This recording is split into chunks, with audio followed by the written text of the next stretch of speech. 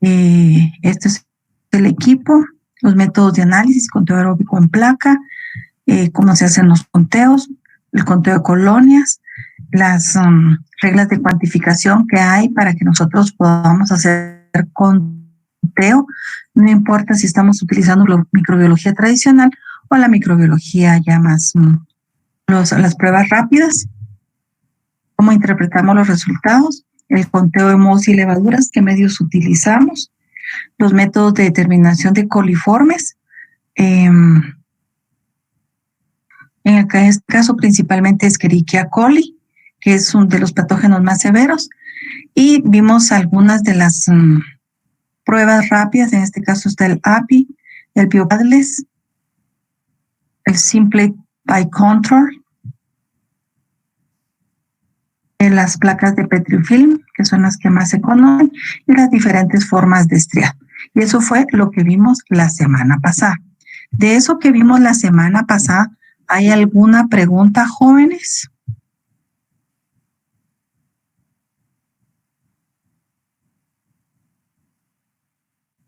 ¿Algo que les hubiera quedado de duda?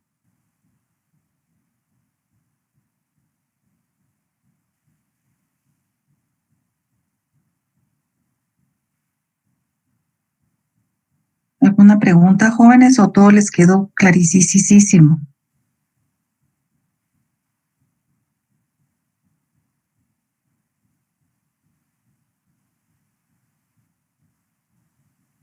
Jóvenes. Perdón, licenciada, yo por el momento el lunes inicié y sí voy, y sí que viendo los disolventes, pero la semana pasada no estuve, pero por el momento sí, licenciada, gracias por el resumen. Hasta esta semana empezamos clase. La semana pasada solo fue, se les dio a conocer a grandes rasgos cuáles eran los temas que íbamos a tratar en clases y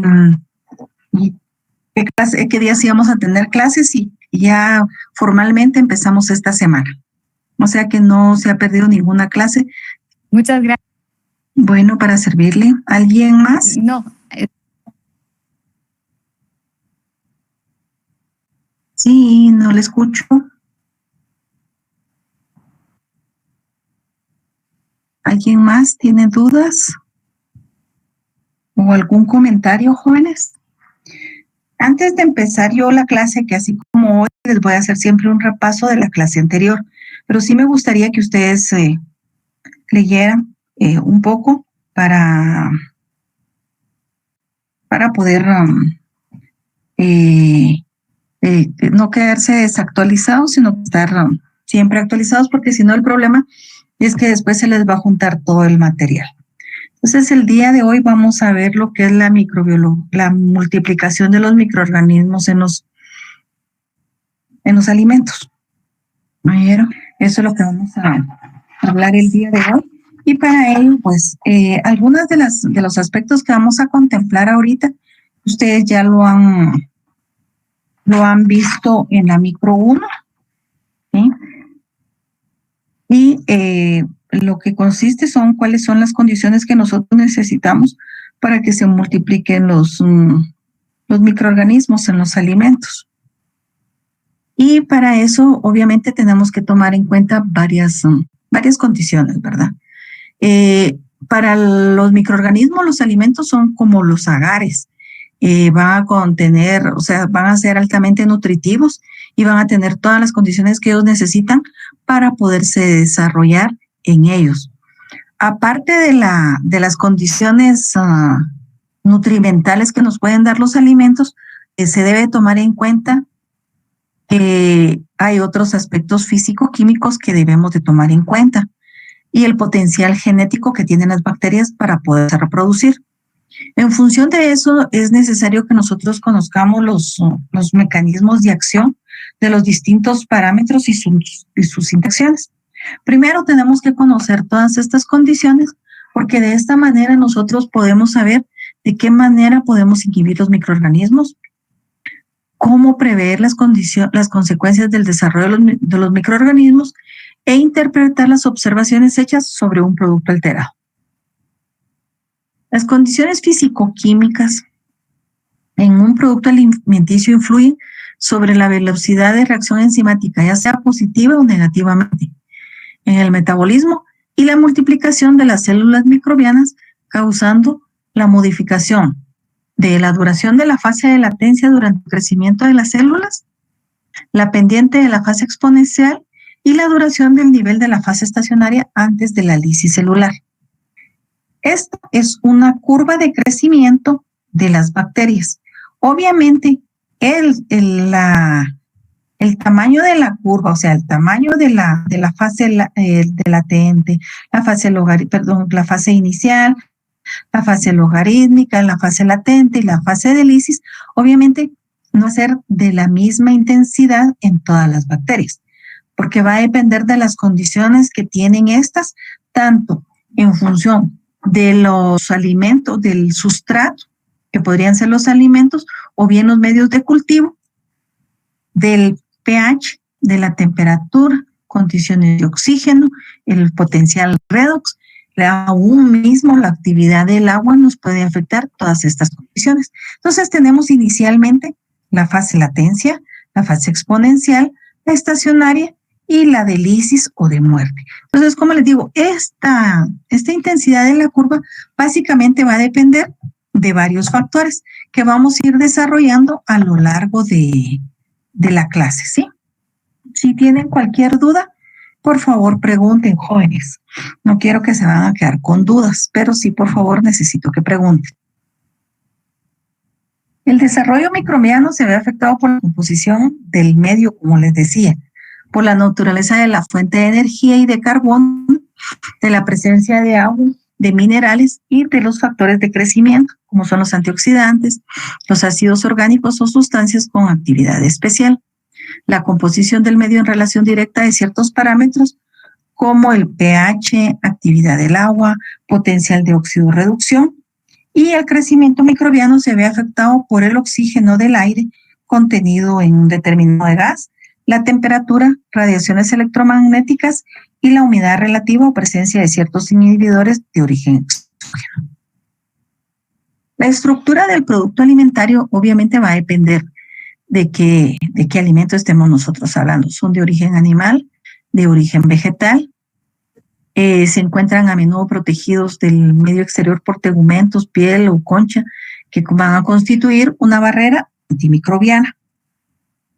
También la estructura interna está organizada por células separadas por membranas, tejido conjuntivo en los animales o por paredes celulósicas en los vegetales. Esto en determinado momento pues, va a limitar la propagación y la proliferación de los microorganismos, obviamente en el producto en el que nosotros vamos a analizar o en el alimento que estamos estudiando. Los microorganismos, por otra parte, en el medio exterior van a haber enzimas que les van a permitir destruir estas barreras de penetración. La composición general del medio, y aquí estamos viendo diferentes medios de cultivo, son medios que están ya elaborados con las condiciones que necesitan los microorganismos para crecer. La cantidad de nitrógeno adecuada, las sales que necesitan, minerales y los factores de crecimiento para su desarrollo. Igual si es un microorganismo que necesita oxígeno para crecer, pues ya nos dirán qué es lo que nosotros necesitamos para que se dé este crecimiento. Los microorganismos que van a contaminar los alimentos quimiorganótrofos utilizan preferentemente los carbohidratos como fuente de energía más que los ácidos grasos o las proteínas que son fuente de nitrógeno. Los protótrofos pueden desarrollarse a partir de la fuente de nitrógeno mineral y de un hidrato de carbono.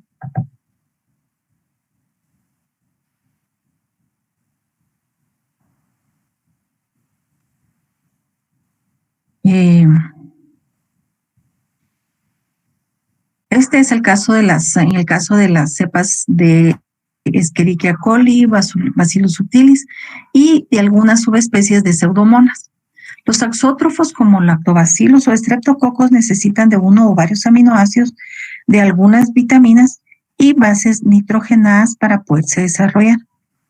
Los productos alimenticios generalmente ustedes saben que dependiendo de qué alimento estemos hablando, generalmente tienen los nutrientes necesarios para el desarrollo de los microorganismos. La diferencia en la composición van a tener cierto efecto selectivo sobre su microbiota. La composición de un producto va a determinar su pH y en cierta medida su potencial de oxidorreducción. El contenido de azúcares libres en un zumo de fruta permite el crecimiento exuberante de levaduras. En el caso del pH va a proporcionar una indicación de la actividad de estos iones sobre los componentes del medio. Estos obviamente van a influir en las reacciones químicas y bioquímicas que se pueden dar en estos microorganismos. El comportamiento de los microorganismos con respecto al pH va a depender o se va a ver más marcado principalmente dentro de los géneros Vibrio y en cualquiera de sus subespecies, Clostridium en cualquiera de sus subespecies, y son más sensibles a las variaciones de pH que Escherichia coli, Salmonella y sus subespecies, y Staphylococcus aureus, que estos tres son mucho más resistentes a los cambios de pH. La acción del pH sobre el crecimiento de los microorganismos se pueden situar a 3 niveles. El medio de cultivo, la permeabilidad de la membrana y la actividad metabólica. Aquí este es un cuadro donde vamos a resumir cuál es el pH al cual pueden crecer diferentes microorganismos. Los hongos, mohos y levaduras generalmente crecen en un pH o el pH óptimo es de 4.5 a 6.8 y esos serían los mohos. Las levaduras con un pH de 5 a 6.5. Ese es un pH, como quien dice, óptimo para que estos puedan crecer, aunque el rango va de uno mínimo sería en el caso de los mohos de 1.5 a 3.5, en lo máximo de 8 a 11.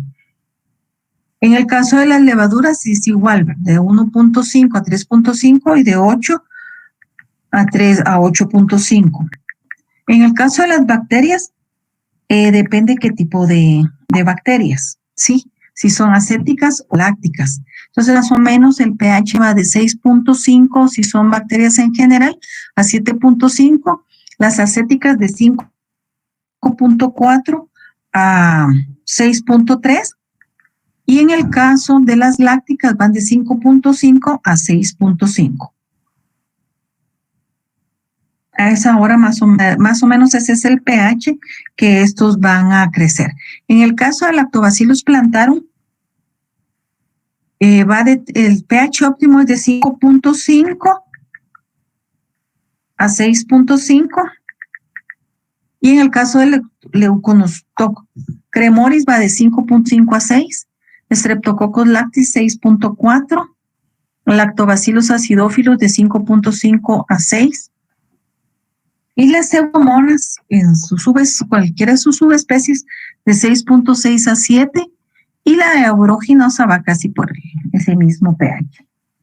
En el caso de enterobacterias van de 6.5 a 7.5, Salmonella typhi de 6.5 a 7.2, Escherichia coli de 6 a 8 y en el caso del Staphylococcus principalmente aureus 6.8 a 7.5.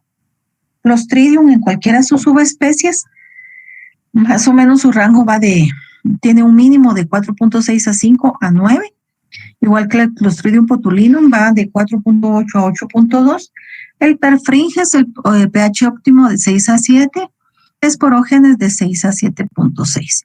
Bacillus subtilis principalmente o cualquiera de sus subespecies de 6.8 a 7.5. Eso es en función del pH en el cual pueden crecer las bacterias, hongos, mohos y levaduras. En el caso del medio de cultivo, la disponibilidad de ciertos nutrientes en el medio puede sufrir modificaciones en función del equilibrio iónico. Esto en función de la presencia de algunos metales. A pHs ácidos, los iones magnesio forman complejos insolubles. Y a pHs ácidos, básicos, el zinc, el calcio, iones hierro van a formar complejos insolubles. Bajo estas formas, estos iones son indispensables como cofactores de enzimas.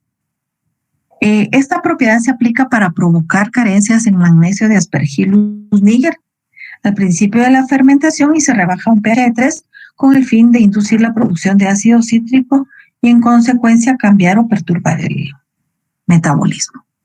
En el caso de la permeabilidad de la membrana, esta se ve afectada por las variaciones de la concentración de iones hidrógeno y iones OH. Y en medio de en medios ácidos, las permeasas catiónicas van a saturar los iones hidrógeno. Esto obviamente nos va a afectar en el transporte de los iones hidrógeno. En medio alcalino, los iones hidróxido son los que van a saturar la membrana, impidiendo transferencia de iones. La actividad metabólica, pues aquí también todas las reacciones van a poseer un óptimo de actividad, ya sea por encima o por debajo de la cinética. Y esto va a depender del metabolismo que tienen el pH citoplasmático y por consiguiente pues nos puede aumentar o disminuir la capacidad enzimática y el crecimiento de los microorganismos. No todas las enzimas funcionan al mismo pH ni en las mismas condiciones. En el caso de las hidrolasas extracelulares son menos sensibles que los enzimas citoplasmáticos. Las membranas citoplasmáticas son más permeables a las moléculas fuertemente iónicas y en general a los iones hidrógeno. Y también los ácidos débiles tienen influencia sobre el desarrollo de los microorganismos que están relacionados con la capacidad de disociación en función del pH y a la débil permeabilidad de las membranas. En condiciones generales para el crecimiento de los microorganismos, se toma en cuenta el pH de los alimentos. Esto va a depender de la cantidad de sustancias ácidas y básicas que contengan, de la capacidad tampón del producto y generalmente está asociado a concentración de proteínas. Por esta razón, en las frutas y las legumbres verdes, donde la adición de sustancias ácidas da origen fermentativo o que no pueden producir variación de pH. En el caso de las carnes y productos cárnicos, el pH del músculo se encuentra o es aproximadamente neutro.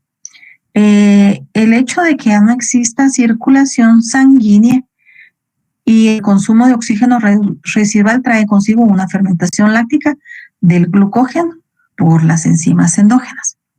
Esto va a ocasionar que se dé un descenso del pH y dependiendo de las especies que nosotros utilicemos, los músculos y la cantidad de glucógeno presentes, estas últimas van a ir en función del reposo, del estrés y del estado de salud del animal. Hay algunos estudios que indican que al final el pH es de 4.5 a 6.5 en músculos de un mismo animal y en un medio de 5.45 a 6.67 en diferentes canales. Estas variaciones traen consigo durante el recorrido de las canales, hace que se favorece la proliferación de pseudomonas en cualquiera de sus subespecies. De la misma manera, las carnes envasadas al vacío y es normal como en las carnes con pHs elevados. En el caso del pescado, el pH es más elevado y esto se debe en parte al agotamiento de las reservas de glucógeno durante la captura. El pH de la pescadilla es superior al del glífeno, que a su vez tiene un pH superior al del róbalo. El pH del pescado tiende a aumentar durante su almacenamiento debido a que éste libera amonio. Y no solo amonio, sino que libera otras aminas. Esta reacción se encuentra ligada a la carne de pescado y otros microorganismos que se dé un proceso de putrefacción con más facilidad que el de la carne. El pH de los crustáceos es generalmente mayor que el de los pescados. El del centollo va de 6.8 a 7.4 y el de las gambas de 7.1 a 8.2. En los huevos, el pH de la clara es 7.6, es alcalino, y puede alcanzar hasta 9 cuando los huevos se almacenan al aire, debido a las pérdidas de dióxido de carbono. La yema tiene un pH más bajo, que es de 6 a 6.3. En el caso de los productos vegetales, las frutas tienen un pH más bajo en comparación con otros alimentos, y las levaduras que se encuentran en la superficie de los tegumentos se desarrollan en los juegos desde la destrucción de las paredes celulares. Las legumbres que tienen un pH neutro favorecen el crecimiento de Erwinia caratobora y son microorganismos potencialmente psicotróficos y son el responsable de muchas alteraciones de las hortalizas verdes. Además del pH, se toma en cuenta lo que es la actividad del agua. Vimos una bioquímica que era la actividad del agua. Y la actividad del agua, pues obviamente nos va a indicar la disponibilidad que tenemos de agua en un determinado medio para reacciones químicas, bioquímicas, para los cambios de estado de transferencias a través de las membranas semipermeables, y su valor oscila entre 0 y 1. La actividad del agua se puede calcular de acuerdo a la ley de Raoult por medio de la fugacidad del disolvente de la solución, fugacidad del solvente puro. Eso es una forma de calcular la actividad del agua. También se puede calcular por la presión de vapor del alimento, del agua del alimento, y la presión de vapor del agua pura. También se puede calcular por medio de la humedad relativa dividido 100, y también la podemos calcular por medio de la cantidad de moles de agua dividido la cantidad de moles de agua menos los moles de soluto. Entonces, hay diferentes formas que nosotros podemos calcular la actividad del agua. Y esta es la actividad del agua cuando nosotros tenemos algunas concentraciones de algunos solutos. Este es en el caso de cloruro de sodio y en el caso de la sacarosa. Obviamente, va a variar un poco la actividad del agua cuando nosotros adicionamos esta sal, ¿verdad? Va a ir cambiando un poco más o menos. Entonces, y se tomaron en cuenta el cloruro de sodio y la sacarosa porque generalmente nosotros vamos a utilizar cualquiera de estos productos para elaborar algunos alimentos. Luego, en función o sea, eso es en función de la actividad del agua, pero también debemos de tomar en cuenta que los microorganismos pueden crecer en presencia de algunas sales o algunos minerales. Algunos son más tolerantes que otros. Hay microorganismos que se llaman halotolerantes, y esto se refiere a la adaptación por osmorregulación de los organismos vivos a condiciones de alta salinidad. Los halófilos es presencia de gran cantidad de sales. Los osmófilos son microorganismos que son adaptados a ambientes con altas presiones osmóticas, es decir, con altas concentraciones de azúcar.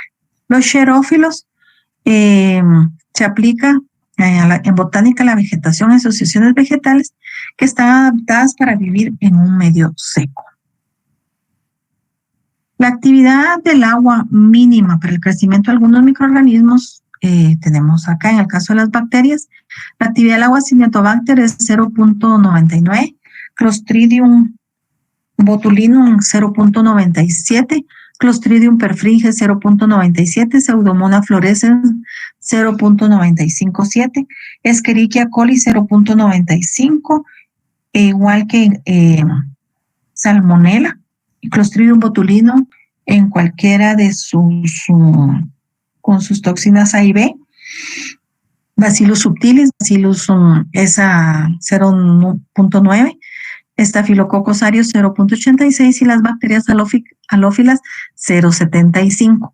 En el caso de las levaduras Saccharomyces cerevisiae, una actividad del agua de 0.90 a 0.94, Rhodotórula 0.90, las levaduras 0.62. En el caso de los mohos como Botrytis cinerea 0.93, Fusarium 0.90, mucor 0.80, 0.90, Aspergillus clavatus 0.85, Penicillium expansum 0.85, Aspergillus flavus 0.78 y los mohos xerófilos 0.70. Obviamente, la actividad del agua trae consigo una serie de fenómenos. Uno de estos es la plasmólisis, que consiste en la pérdida de agua y lo que hace es que se separa el protoplasto de la pared celular. Cuando la actividad del agua pasa de 0.99.5 a 0.95, se observa que hay aumento en la concentración de potasio plasmático. Esto va a ocasionar que se aumente la concentración de la glutamato deshidrogenasa y esto va a transformar el cetoglutarato en glutamato. Entonces, esto hace que se pierda la turgencia de algunos alimentos. Es decir, determina el estado de rigidez de una célula y es el fenómeno por el cual las células absorben el agua, se hinchan y ejercen presión contra las membranas y estas se ponen tensas. Algunos alimentos se adaptan rápidamente a estos cambios, descarboxilando el glutamato en ácido alfa-aminobutírico o reduciéndolo a alguna proteína. La Pseudomonas aeruginosa y Virio parahemolíticos y Clostridium en cualquiera de sus subespecies son resistentes y producen prolina. El Micrococcus, Sarcina y Staphylococcus producen cantidades importantes de prolina.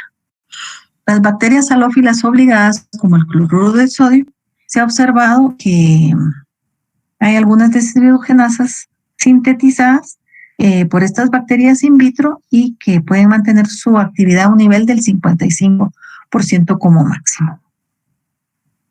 Y esta es la actividad de agua de algunos productos alimenticios.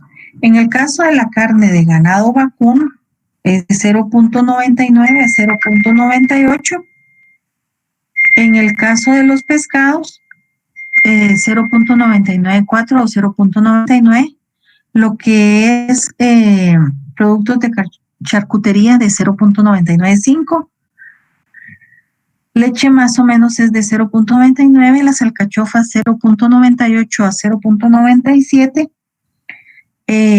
zanahoria 0.98 y 0 más, o sea, 98.9, el otro es 98.3, los pepinos 0.998 o 0.992, la seta 0.995 o 989 y las patatas 0.985.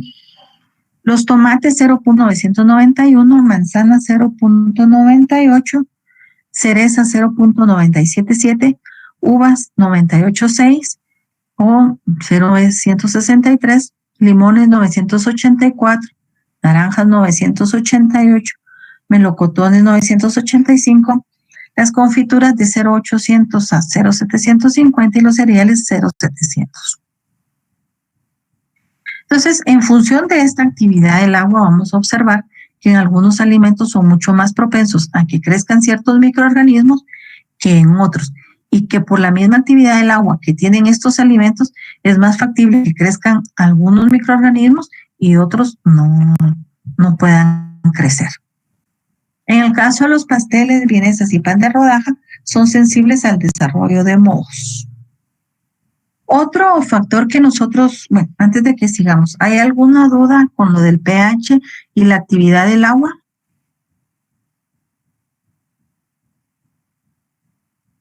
No, ingeniera, gracias. Bueno, ¿alguien más? ¿No todo está claro? De todos modos les voy a mandar un cuestionario de repaso de lo que estamos haciendo. En el fin de semana ya les mando de los temas que hemos visto y para que ustedes empiecen ya a estudiar, ¿oyeron? Bueno, muchas gracias, licenciada.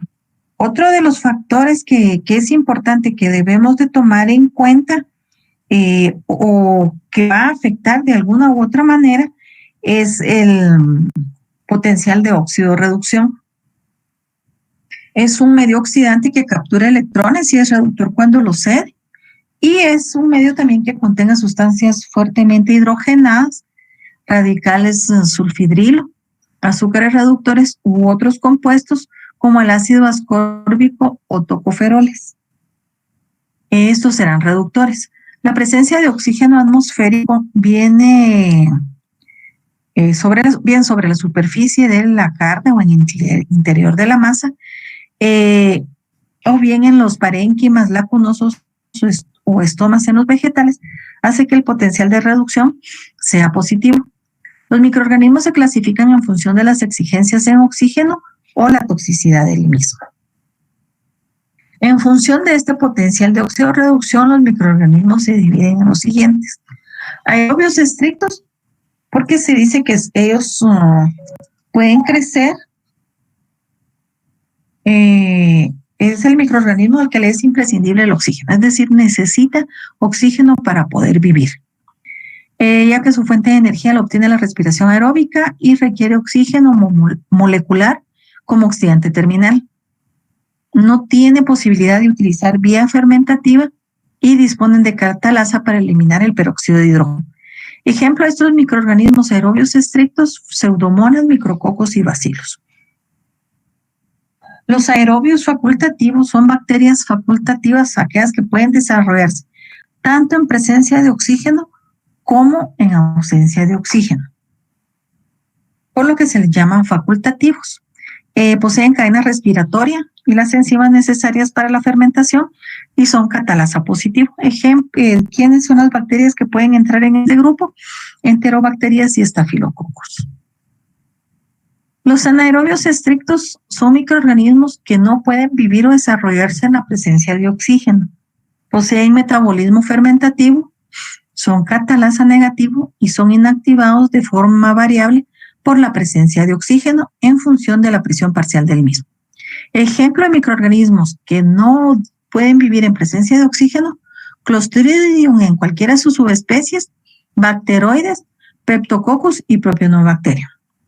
Los microaerofílicos son aquellos que son capaces de utilizar el oxígeno como aceptor de electrones, pero en pequeñas concentraciones o en pequeñas cantidades, ¿sí? Pueden crecer en atmósferas enriquecidas con dióxido de carbono. Y un ejemplo de esto tenemos lactobacilos, streptococos y pediococos. Estos poseen metabolismo fermentativo. Los aerotolerantes son microorganismos que no pueden usar oxígeno para crecer, pero toleran su presencia, por ejemplo, en el caso de algunas especies de Clostridium. Este es un ejemplo en función de cómo es que ellos aprovechan el oxígeno. En el caso del primer tubo, las bacterias van a crecer en la superficie porque ellos sí necesitan de la presencia del oxígeno para poder crecer. En el caso de los anaerobios, se van al fondo porque ellos crecen en ausencia de oxígeno. Los facultativos pueden crecer en presencia de oxígeno o en ausencia de este. Los microaerofílicos pues crecen un poco más abajo, no en la mera superficie, un poquito abajo, porque ellos con pequeñas concentraciones de oxígeno crecen. Y lo mismo pasaría con los anaerobios facultativos. En ausencia de oxígeno o en presencia de pequeñas cantidades de oxígeno, pueden crecer muy bien. Aquí hay varias situaciones por las cuales hay que explicar esta situación. Hoy voy a terminar un poquito antes, jóvenes, porque me imagino que se han de tener que conectar a lo de la conferencia de lo de la elaboración de cerveza, ¿o no? Así es, licenciada. Sí, licenciada. Bueno, entonces vamos a dar unos minutos más y entonces ya después les queda tiempo para que se puedan conectar. Solo vamos a ver tal vez una o dos más diapositivas. En el caso de la superóxido bismutasa, juega un papel muy importante en la sensibilidad del oxígeno. Es decir, la presencia del oxígeno va a hacer que se estimule esta superóxido bismutasa y por consiguiente los microorganismos que necesitan oxígeno pues se van a ver beneficiados y van a activar esta enzima. Los gram negativos poseen ventajas en relación a los gram negativos. La tolerancia al oxígeno en los microorganismos tolerancia al oxígeno y son microorganismos catalasa negativo. Y esto está relacionado directamente con la superóxido bismutasa. Esta puede estar presente en aerobios o en aerobios tolerantes. En el caso de las bacterias propiónicas, utilizan ácido láctico Y este ácido láctico es generado por las bacterias lácticas, que sirven para producir ácido propiónico. Estas son conocidas por su sensibilidad, que es variable el oxígeno entre las especies e incluso entre cepas que contienen citocromo A y citocromo B. Es decir, si tienen citocromo A y citocromo B es porque estas bacterias sí tienen una cadena respiratoria. Entonces, estas bacterias van a transformar el lactato y los carbohidratos en ácido propiónico, en ácido acético y en dióxido de carbono. Entonces, en anaerobiosis el crecimiento es fuerte y los citocromos B son sintetizados en abundancia y son utilizados para transportar electrones para la reducción del lactato fumarato. Un medio aireado y una disminución de la velocidad del crecimiento acompañada de una disminución de citocromo B. ¿Ya vieron cuál es la importancia que para que ustedes puedan llevar micro de alimentos, o también se podría decir que la micro general, ustedes tienen que saber de bioquímica general, porque es muy, en las bacterias se ve toda esta parte de los procesos de aerobiosis o anaerobiosis, de fermentación y cadena respiratoria. Entonces, como ustedes ya estudiaron muy bien la bioquímica, entonces toda esta parte les queda claricisísima, ¿verdad? Jóvenes. Así es, licenciada. Así es, y no muy convencidos, ¿verdad? Es que es demasiado, licenciada, pero sí, tiene razón. Hay bastantes cosas que nos refrescan y sí, es muy importante ver lo que son aeróbicos y también ahí sí que cada microorganismo crece y más que todo en función estado ácido. Si no estoy mal, pH 5, pero sí, es muy importante saber todo eso para el crecimiento y saber su oxidación y reducción. Exacto, o sea que si no se acuerdan de la bioquímica, vayan a estudiar un poquito porque sí les va a servir, van a refrescar mucho de la bioquímica, ¿oyeron? Igual las químicas generales les sirven un montón. Luego hay otro factor que es importante y que debemos de tomar en cuenta, porque no todas las bacterias crecen a las mismas temperaturas. Algunas, pues obviamente tienen un pH óptimo de desarrollo y eso nos va a favorecer. Y por lo mismo se han clasificado en bacterias psicrófilas y psicrótrofas.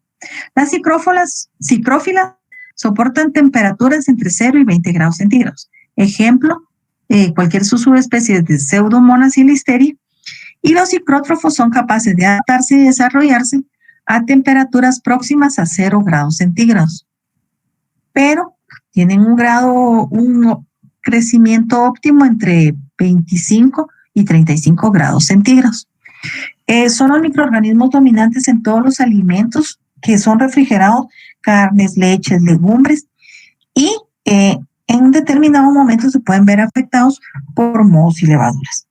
Ejemplo de los microorganismos: psicrótrofos, pseudomonas en cualquiera de sus subespecies, alcalígenes, Erwinia, Corynebacterium, Flavobacterium, Lactobacillus y Streptomyces en cualquiera de sus subespecies. El metabolismo de estas permanece activo a estas temperaturas, sobre todo respecto a la producción de enzimas hidrolíticas como las lipasas o proteasas que originan rancidez y aromas desagradables, principalmente en la leche. Las bacterias mesófilas se desarrollan mejor a temperaturas intermediarias entre 20 y 45 grados centígrados. Esta es como estafilococos y estreptococos y se les encuentran en los alimentos almacenados a temperatura ambiente o refrigerados cuando se ha roto la cadena del frío. Se encuentran las bacterias saprófitas y patógenas del hombre y animales. Las bacterias termófilas son capaces de soportar altas temperaturas, aunque aquí en las bacterias mesófilas la temperatura óptima de crecimiento es 37 grados centígrados. Es como quien dice lo óptimo y las mejores condiciones para ellas. En el caso de las termófilas, pueden soportar temperaturas de 55 grados centígrados o más. Pueden crecer bacterias no patógenas, pero también se pueden desarrollar Bacillus, Clostridium, algunos mohos como Aspergillus, Cladosporium y Thamnidium. Dentro de este grupo se encuentran los termótrofos, que son mesófilos, capaces de desarrollarse a temperaturas elevadas, como algunas bacterias lácticas, como el Streptococcus thermophilus, Lactobacillus bulgaricus, que se multiplican a 45 grados centígrados. O con la bacteria fecal, Streptococcus fecalis, que pueden crecer a 50 grados centígrados. Tenemos las bacterias estenotérmicas, que son mesófilas, pero se desarrollan y viven con rangos estrechos de temperatura entre 35 y 36, como Neisseria. Las bacterias euritérmicas son capaces de sobrevivir en amplios rangos entre 0 y 44 grados centígrados, como los enterococos. Y entonces aquí tenemos los rangos de temperatura: psicrófilos de 0 a 15, los mesófilos de 10 a 45, termófilos de 45 a 65 y los hipertermófilos de 65 a 115. ¿Sí?